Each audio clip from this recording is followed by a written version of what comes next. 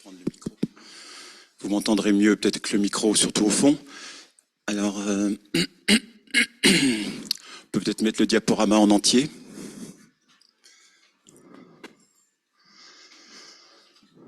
Voilà, donc je voulais parler, j'ai proposé de parler. Alors merci d'abord Alain Bovis, président de l'ATMA, et puis toute l'équipe ATMA de me permettre d'intervenir aujourd'hui. Voilà. Et donc j'ai proposé d'intervenir sur la flotte océanographique française sous l'angle des technologies. Voilà, alors je vais me présenter peut-être quand même Gilles Chatry, donc j'appartiens à l'Ifremer et je m'occupe des archives et du patrimoine à Brest. Comme vous le savez, l'Ifremer, depuis le 1er janvier 2019, se situe avec son siège à Brest. Donc on peut aller. Alors bon, le premier transparent, c'est sur les sous-marins. Alors, on va pas commencer par les navires, on va commencer par les sous-marins. Bon, on va revenir sur les navires très vite. Si on peut envoyer le deuxième, s'il vous plaît.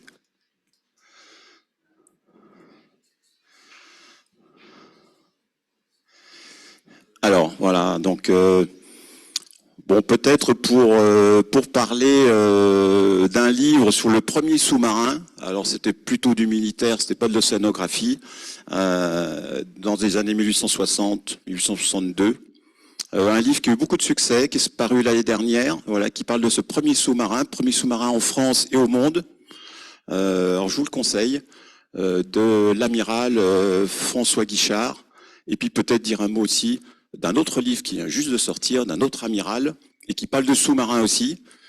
C'est l'amiral Bernard Rogel, qui était chef d'état-major particulier de François Hollande et dernièrement d'Emmanuel Macron jusqu'en 2020, jusqu'au 1er août 2020, date à laquelle il est parti en retraite. Voilà, alors ça s'appelle des sous-marins nucléaires à l'Élysée, quelque chose comme ça. Voilà, bon après on a connu, avant les sous-marins habités et inhabités de l'Ifremer, on a connu des bathyscaphes, le bathyscaphe Archimède, avec la Marine nationale. La différence étant que l'Archimède se déplaçait selon un de nos grands scientifiques, ce n'est pas de moi, l'Archimède se déplaçait verticalement et nos sous-marins ont l'avantage quand même de pouvoir se déplacer horizontalement au fond de l'océan. Voilà, et plus récemment, bien sûr, on va parler des AUV, des ROV, des AUV et des drones. La suivante, s'il vous plaît. On va venir aux navires. Alors bon, les navires, donc je ne veux pas être exhaustif sur tous les navires, tous les submersibles, donc on va en prendre quelques-uns, parce qu'il y en a beaucoup. Alors un petit peu d'histoire avec le pourquoi pas de Jean Charcot, qui est parti du Havre en 1908. On va revenir un petit peu sur ses caractéristiques. Le président Théodore Tissier de l'OSTPM, qui était le premier grand navire pour la pêche, pour l'halieutique, donc de la science pour l'halieutique. Le Jean Charcot, dont j'ai probablement eu l'occasion de parler l'an dernier ici, du Comexo et du Cnexo, mais qui était lancé par le Comexo, mais dont la construction était lancée par la DGRST surtout. Voilà. Et des navires plus récents, sans être exhaustifs, encore une fois, la Talente, la Thalassail, pourquoi pas, qui naviguent toujours. Alors voilà, rapidement, bon, on voit que sur le pourquoi pas 4 de Jean Charcot en 1908, il y avait bien sûr déjà des laboratoires, il y avait une chambre noire, voilà, pour les photos, etc., etc. Bon, on va passer assez vite, que ça va pas être le plus intéressant, mais juste une page d'histoire. La suivante, s'il vous plaît. Ah. Bon, ça veut pas venir.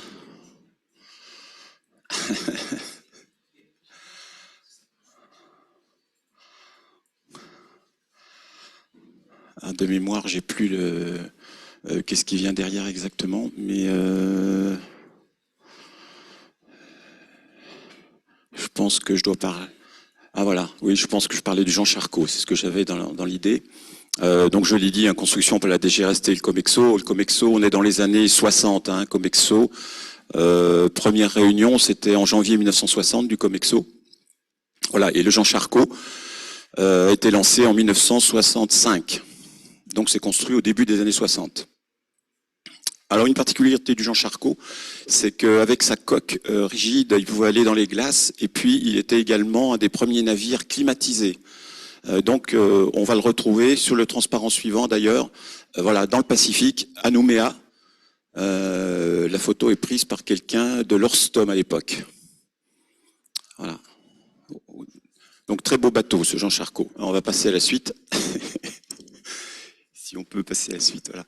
Alors le pourquoi pas, cette fois c'est le pourquoi pas d'aujourd'hui, un fleuron de la technologie française qui était construit à moitié par la Marine nationale, à moitié par l'Ifremer, financé, à moitié par les deux. Donc on rentre un peu, puisque l'objet de l'intervention c'était la technologie, on rentre un peu plus dans les aspects de technologie, puisque pourquoi pas donc possède des courantomètres à effet Doppler, des équipements de gravimétrie et de magnétisme, on va pas revenir sur chaque point, des calculateurs scientifiques. Il peut bien sûr dépouiller des données de capteurs, puisque maintenant les prises de paramètres, notamment physico-chimiques, se font par des capteurs, bien sûr, vous le savez. Présentation des données en temps réel, voilà. Et contrôle et planification des missions des drones, bon ça c'est un peu plus récent. Logiciel Caraïbes, avec présentation des levées multifaisceaux. Donc ces levées multifaisceaux me rappellent que donc le pourquoi pas est en phase va entrer en phase de modernisation, et donc notamment le sondeur multifaisceau va être remplacé. Il va y avoir des travaux sur les appareaux, les treuils, etc. Voilà. Puisqu'il a déjà, il a été lancé en 2005, donc il navigue déjà depuis 18 ans. Transparent suivant, s'il vous plaît. Ah pardon, je suis désolé.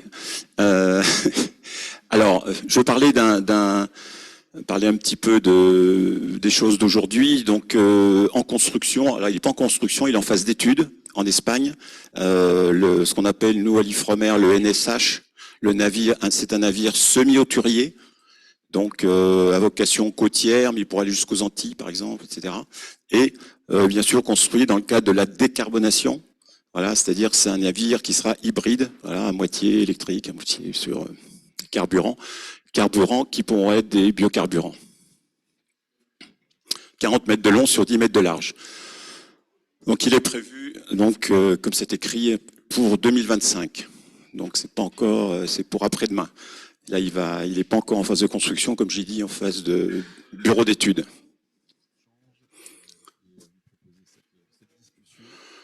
Alors je reviens sur les sous-marins, dont les submersibles habités de l'Ifremer, Siana, qui pouvait descendre, je vais mettre au passé, puisqu'il n'est plus utilisé, il était remisé, il doit se trouver, je pense, à Cherbourg, à la cité de la mer, Cherbourg. Le Nautile, qui lui, par contre, plonge encore, puisqu'il y a eu une campagne en début d'année, là, où il a plongé dans l'Atlantique, jusqu'à 6000 mètres. Alors en général, il ne plonge pas jusqu'à 6000 mètres, il plonge à 2-3 000. Victor 6000, dont on va reparler là, plus avant dans la présentation, et puis Ariane qui peut descendre jusqu'à un autre ROV, Ariane qui peut descendre jusqu'à 2500 mètres. Voilà, alors Siana, on va rentrer un petit peu plus en détail de Siana, du Nautile. Voilà, Siana. Alors le Siana a été lancé en 1974. Voilà, donc bien sûr c'était déjà à l'époque du CNEXO. Mais la construction a été initiée par le COMEXO. Alors souvent, à l'Ifremer, les sous-marins, les bateaux ont été pensés par un président et puis mis à l'eau par un autre. Ça, c'est assez fréquent à l'Ifremer, moi qui m'intéresse à l'histoire de l'Institut. Voilà. Alors là, on va dire que là, c'est Jacques-Yves Cousteau était président de la commission technologie du COMEXO, et Siana, pour ceux qui connaissent, les soucoupes plongeantes de Cousteau, bon, ça ressemble comme 2 gouttes d'eau. Par contre, ces soucoupes allaient beaucoup moins profond. Et donc là, Siana était prévu pour 3000 mètres. Voilà un écorché, un peu écorché, enfin en tout cas avec un petit peu des caractéristiques quasi de de Siana, bien sûr avec la grenaille, hein, vous savez, sous-marin remonte en se débarrassant du lest, hein, c'est comme ça. Et voilà un petit peu la technologie, je vous laisse voir la technologie de l'époque, 1974. Alors une antenne radio, etc. Batterie déjà quand même, il vaut mieux.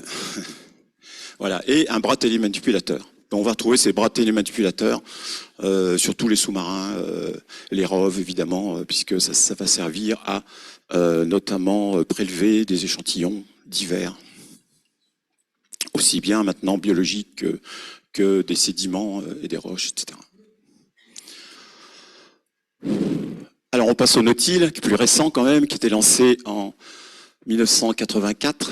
Donc là, c'est la période bien sûr, encore du CNEXO, naturellement, mais il était conçu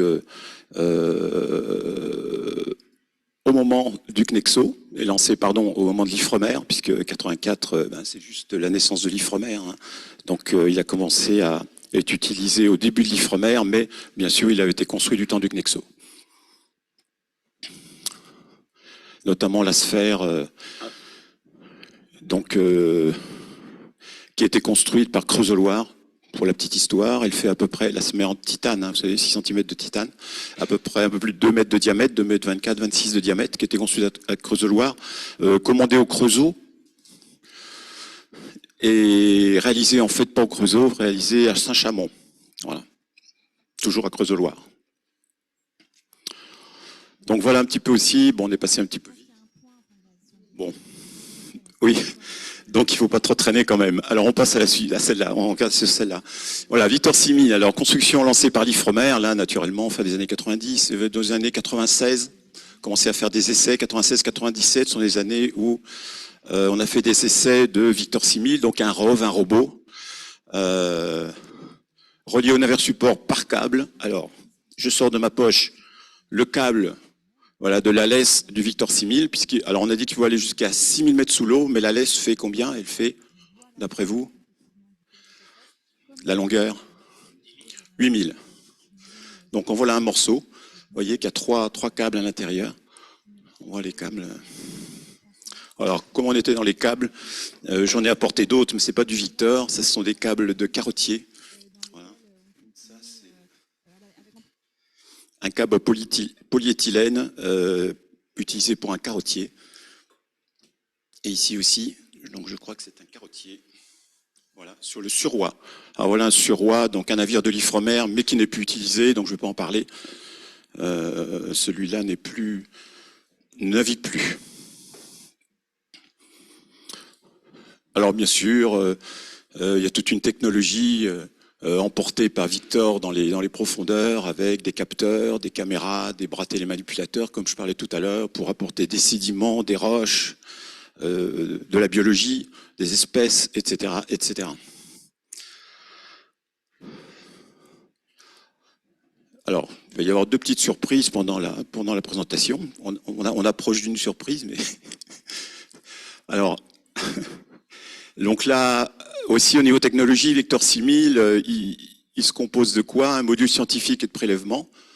Comme je l'ai dit un petit peu, analyseur chimique, aspirateur à faune, hein, voilà, ce qui permet de rapporter des espèces à bord. Un carottier à sédiments, un panier mobile. Alors tout ce qu'on va prélever, sédiments, mettre dans des paniers qu'on va faire remonter, évidemment. Des sondes de température,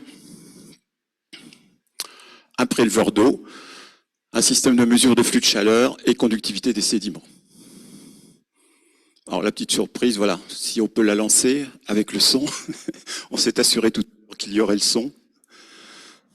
Il faut juste cliquer dessus. Il faut juste cliquer sur l'image. Il faut cliquer sur l'image.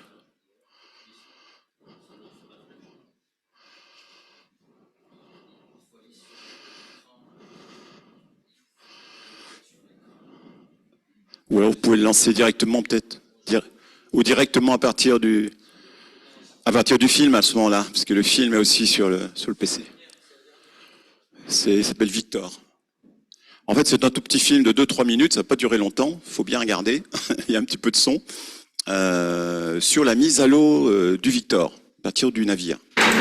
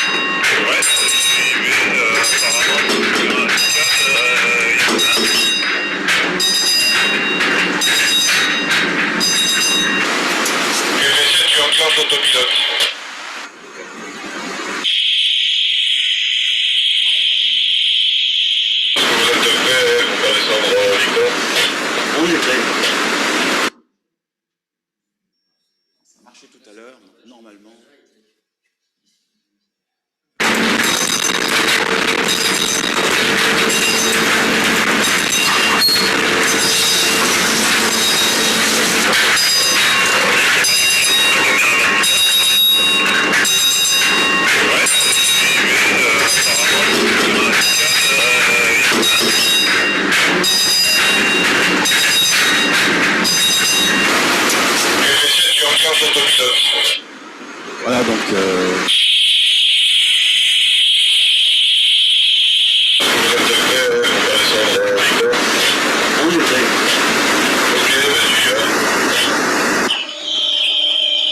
Victor qui descend dans l'eau et qui est bien sûr manipulé à bord du bateau avec des joysticks, etc. On voit tout ce qui se passe. Voilà.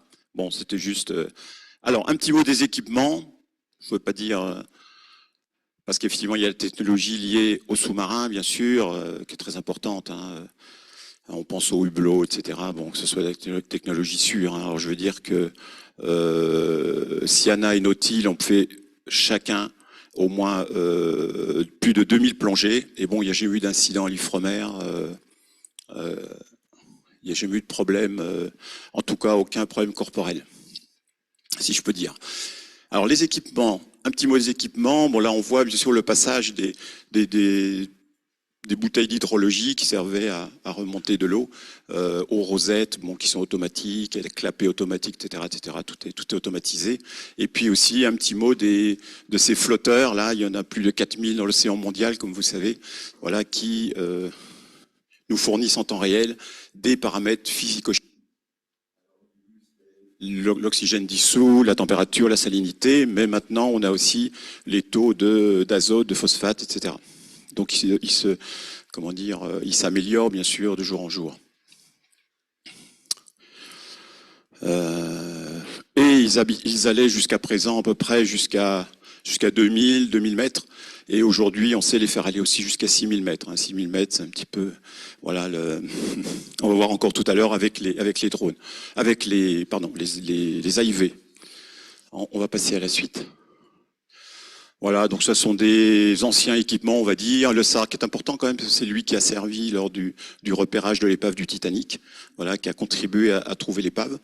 Voilà, donc toujours important. L'arrêt, cartographie du fond de l'océan, Scampif, une fourniture d'images et de vidéos. Et PLA, bon, c'était des espèces de chenilles. Je pense qu'on a une encore sur le centre à la Seine-sur-Mer de l'Ifremer, espèce de chenilles prévues pour ramasser les nodules polymétalliques au fond de l'océan. Bon, ça n'a jamais été servi à l'exploitation réelle.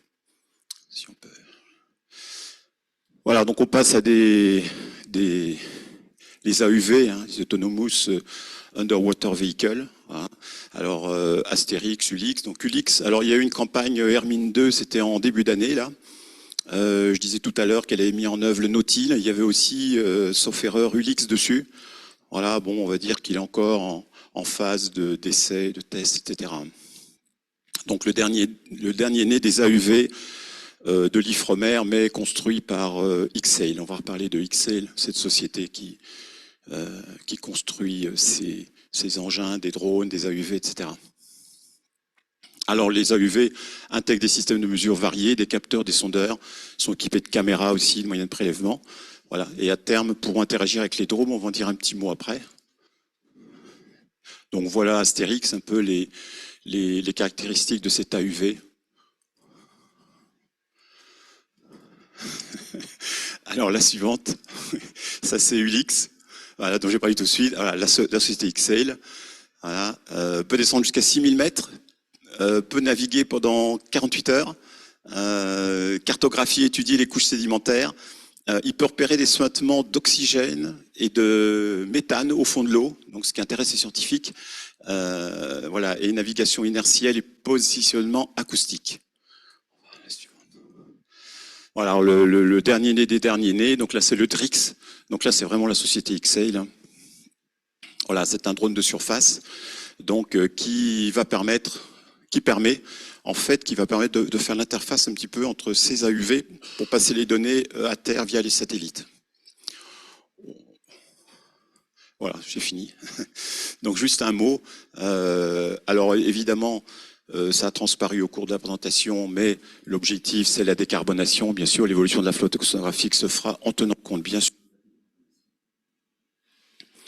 Les sous-marins habités sont petit à petit abandonnés. Alors je peux dire qu'ils sont abandonnés puisque je viens de dire que le Nautil a en début d'année. Donc voilà, c'est vrai que pour certains anciens renommés, rien de remplacer la vision directe quand même. Voilà, il y a la vision directe. Bon, on est à bord du bateau, on voit tout ce qui se passe hein, avec le Victor, mais on n'a pas la vision directe. Voilà, c'est quand même un plus. Voilà, les AUV sont prometteurs. Bon, faut il faut les valider encore, hein, les tester. Voilà. Et puis l'intérêt de ces drones, voilà, qui font une interface entre les AUV et puis les navires ou la terre. Voilà. Alors juste un dernier mot si vous me le permettez. Voilà, c'était pour signaler cet ouvrage. C'est un dictionnaire historique des institutions maritimes et littorales de la France, alors notamment parce que dedans il y a l'ATMA, donc ça peut vous intéresser. Il y a, on l'a vu tout à l'heure, hein, il y a une page et demie sur l'ATMA, et puis il y a l'IFREMER. Alors on m'a demandé 7 articles pour cet ouvrage-là sur l'IFREMER et ses ancêtres. Alors les ancêtres de l'IFREMER, c'est le COMEXO, le CNEXO, l'OSTPM, l'ISTPM, le service scientifique des pêches maritimes et le service sous Napoléon III technique des pêches maritimes. Voilà, c'est tout.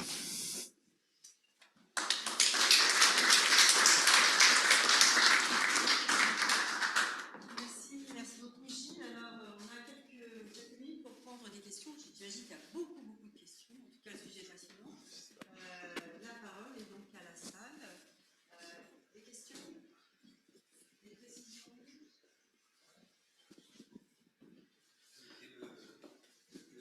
Le sous-marin qui a été plongé sur le Titanic lui-même, c'était le cas de Titanic. Il y a eu un sous-marin Oui, c'était Victor. Non, c'est pas Naughty. C'était Victor, oui, qui était sur zone, c'est ça que vous voulez dire, quand il y a eu l'incident, non, c'est ça? Quand on a retrouvé les pattes, il y a eu les premières images.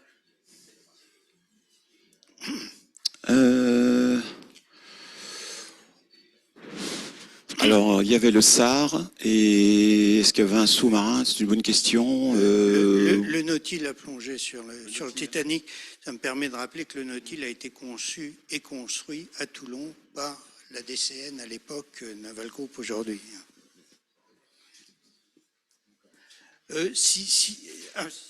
Jean-Yves. En termes de mesures, j'entends parler de stations fixes au grand fond qui étaient envisagées, en particulier, je pense, l'IFREMER. Il y a des éléments sur ces... Bien sûr, oui, bien sûr. Donc on appelle ça les observatoires fond de mer. Donc il y en a plusieurs, et c'est vrai que l'IFREMER retourne régulièrement sur les mêmes sites, comme par exemple au large des Açores, le site Lucky Strike, qui est très connu. Il y a aussi du côté du Canada aussi. Alors même au Canada, il y a un observatoire fond de mer comme ça, auquel l'IFREMER a participé. Enfin, ce sont les Canadiens qui gèrent, hein. Mais où il y a des câbles qui transmettent directement les données à terre aux universités canadiennes. C'est à Vancouver, du côté de Vancouver. Voilà. Et donc oui, bien sûr, les observatoires fond de mer, c'est un sujet très important d'étude pour l'IFREMER. Voilà, encore une fois, qui retourne régulièrement pour prendre les mesures, voir comment évolue le site aussi. Voilà. Moi j'ai une question. Le titre de l'exposé, ça s'appelait « La flotte océanographique française ». Il me semble que tu as présenté essentiellement les moyens propres de l'IFREMER, mais l'IFREMER gère également d'autres moyens dont il n'est pas propriétaire. Et ce que je voulais savoir, c'est quelles sont les conditions, comment les autres scientifiques que ceux de l'IFREMER ont accès à tous ces moyens divers et variés pour leurs propres études. Je parle aux universitaires, au CNRS, etc. Tout ça est depuis longtemps. La flotte océanographique est partagée non seulement avec les Français, bien sûr, avec l'INSU, CNRS, l'IRD et d'autres organismes, hein, l'université, etc., mais aussi avec les étrangers depuis très longtemps. Depuis les années 70 au moins. Donc notamment il y a des partages de temps navires, hein, avec les Allemands, les Anglais, etc. Mais au niveau français, bien sûr, toute la communauté scientifique a accès à tous les navires. Donc c'est vrai, dans la flotte océanographique, il y a pas mal de petits navires côtiers, donc c'est vrai que j'en parle pas, mais bon, ils sont là, ils existent, hein, soit du CNRS ou INSU, enfin, université, CNRS, etc. Voilà. Donc tout ça, les navires sont accessibles à la communauté scientifique en général, c'est pas du tout seulement aux chercheurs de l'IFREMER, hein. Il y a de nombreux, depuis très longtemps, depuis le temps du CNEXO et même avant, des personnes qui voilà, qui participent aux missions avec les navires du CNEXO, de l'Ifremer. Je me rappelle, par exemple, un géographe, André Guilcher, qui naviguait sur le bateau du CNEXO, dont j'ai récupéré d'ailleurs les archives, alors qu'il était géographe à l'UBO, il n'a rien à voir avec l'Ifremer, mais il avait accès, bien sûr, aux moyens océanographiques communs de la France. Voilà, depuis le début, c'était conçu comme ça. On avait demandé au début au Comexo, au CNEXO, surtout au CNEXO, comment de s'occuper des moyens communs océanographiques de la France. Hein. Donc c'était voilà, une agence de moyens. Voilà. Je ne sais pas si ma réponse convient. Oui, c'est un sujet certainement assez complexe, j'imagine. Donc, quand un laboratoire veut utiliser un des moyens, la Talente ou autre, il fait une demande ou il achète un créneau. Alors, au niveau français, au niveau français, alors il y a pas d'achat a priori, il n'y a pas trop d'achats. Je n'ai pas entendu parler de ça, hein, notamment avec les étrangers aussi. C'est des échanges. Donc on a toujours fait, ça s'appelait les échanges tripartites parce qu'il y avait les Allemands et les Anglais, hein, du NERC, les Anglais, et puis les Allemands de la WI notamment. Et donc, l'Ifremer avait accès à du temps sur pour l'Arstern, et puis les Allemands avaient du temps sur la Talente, par exemple. Et c'était des échanges, donc qui comptaient, il y avait un système de points, et donc ça faisait tant de points si les Allemands utilisaient la Talente, et puis l'Ifremer, quand ils utilisaient Paul Astern ou autre, je sais pas, le Météor, ça faisait tant de points, et donc on arrivait, mais bon, il n'y avait pas de moyens financiers. Alors au niveau français, là, ben non, les chercheurs, ils demandent du temps, un chercheur du CNRS, il va demander du temps sur le pourquoi pas. Voilà, puis après il y a des commissions qui se rassemblent, commission, ça s'appelle commission flotte et engins. Voilà, alors je ne sais pas s'il y a encore des commissions avant il y a une commission géosciences, il y a une commission par thème, je ne sais pas si ça existe encore, je n'ai pas entendu parler. En tout cas, il y a une commission flotte et engins, ça c'est sûr, et donc c'est la commission qui a fait des priorités aux campagnes. Voilà, alors toutes les demandes ne sont pas satisfaites, loin de là. Et donc c'est la commission flotte avec des experts qui décident quelles campagnes seront faites et en quelle priorité.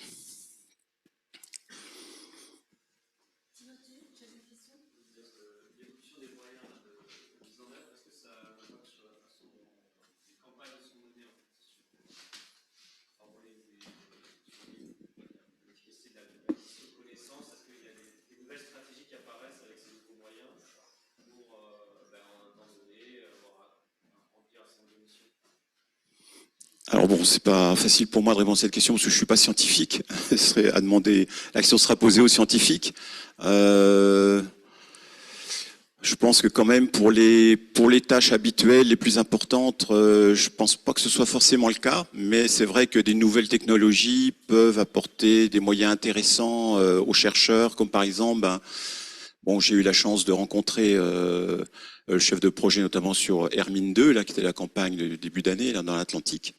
Il était pas très content du LIX, voilà, etc. Mais bon, donc il faut les nouveaux moyens, il faut qu'ils marchent. Mais quand ils marchent bien, oui, ça peut ouvrir de nouvelles voies, évidemment, comme par exemple l'AUV qui va détecter tout seul de manière autonome les suintements d'oxygène et de méthane. Bon, c'est fantastique, hein, parce que ça va donner des précieux renseignements aux chercheurs, sinon ils sont incapables de savoir où sont les hydrates de gaz, ça il va le voir ponctuellement descendant un coup de chance, alors que là on sort un petit peu des coups de chance. Là, on fait de la science plus, voilà, qui sera plus à même de détecter vraiment s'il y a des grandes masses d'hydrates de gaz qui nous intéressent.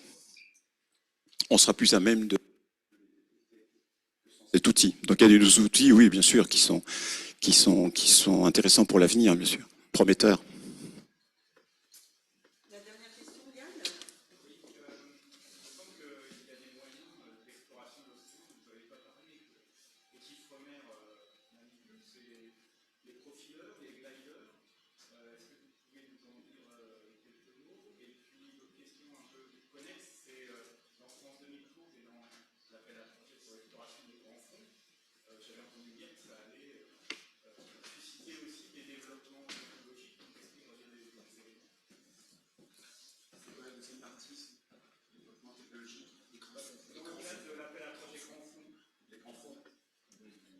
Oui, c'est vrai. Alors la première partie, je suis désolé, je suis pas bien spécialiste des gliders. J'ai approché ça, mais là, je pourrais pas trop parler de ça. Je suis désolé, même si ça m'est pas totalement inconnu. Hein. J'ai rencontré, mais j'ai pas vraiment ça en tête. Et sur les grands fonds, c'est vrai qu'on est plus sur la recherche sur les sources hydrothermales, hein, comme ce dont je parlais, Lukistrax, les sources hydrothermales sont des volcans sous-marins. Hein. On trouve notamment des sulfures, les sulfures qui sont très prometteurs. D'ailleurs, c'était l'objet de la campagne, encore je termine là. C'était à la demande de la haute autorité pour les fonds marins là, et donc de voir un petit peu comment on peut exploiter ces sulfures sous-marins et puis qui sont porteurs aussi, je pense, de terres rares hein, qui sont recherchées pour les portables, etc. Alors après les grands fonds, ben déjà vous voyez qu'on s'arrête à 6000 mètres, hein, donc c'est vrai qu'on va plus comme Archimède hein, qui avait plongé sur des fosses très profondes, mais on peut pas y aller puisqu'on en est limité à 6000 mètres là. Donc on oublie un petit peu ça quoi, mais voilà, c'est peut-être ça que vous vouliez dire, mais non, les grands fonds. Et alors la question c'était, je suis désolé, c'était quoi la question exactement?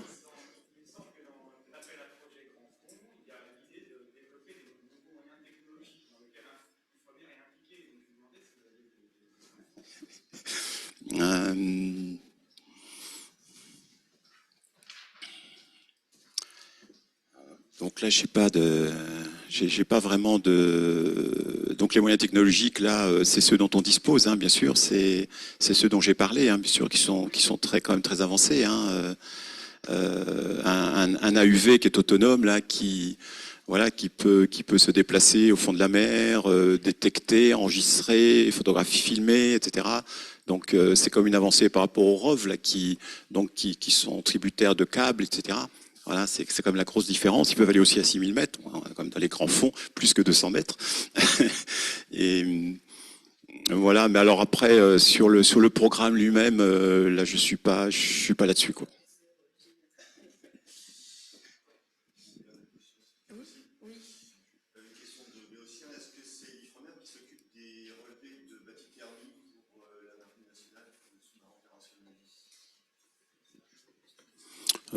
Je pense pas, j'ai pas entendu parler de ça. Je pense que c'est plutôt le CHOM peut-être, le CHOM, puisque oui, on partage, notamment le pourquoi pas est partagé avec le CHOM hein, à 50-50. Donc je pense que c'est le CHOM qui fait ça. Voilà, l'Ifremer est vraiment sur la science, sur le scientifique, sur la découverte des grands fonds. Et sur d'autres choses comme l'halieutique avec la Thalassa dont j'ai pas parlé, je suis désolé, j'ai pas parlé de la Thalassa, ce navire moderne halieutique, donc c'est pour la pêche et c'est vrai que les données de la Thalassa servent pour fixer les quotas, etc. à Bruxelles, machin, etc. Enfin bon.